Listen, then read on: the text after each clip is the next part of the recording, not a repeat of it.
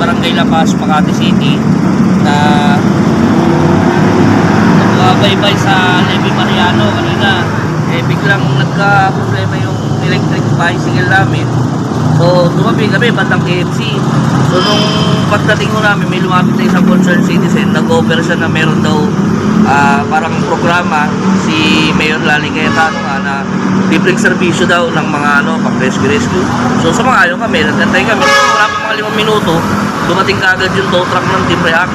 Bilis nga, kakain pa lang dapat ako Tapos, sinampa na namin, nagpahatid ako dito sa bandang West Rembo para masalubong yung sasakyan namin. So, nagpapasalamat po kay sa hepe ng TMO React po, kay Sir Danny Canyaveral po. Maraming salamat po at shoutout to kay Mayor Lani Cayetano.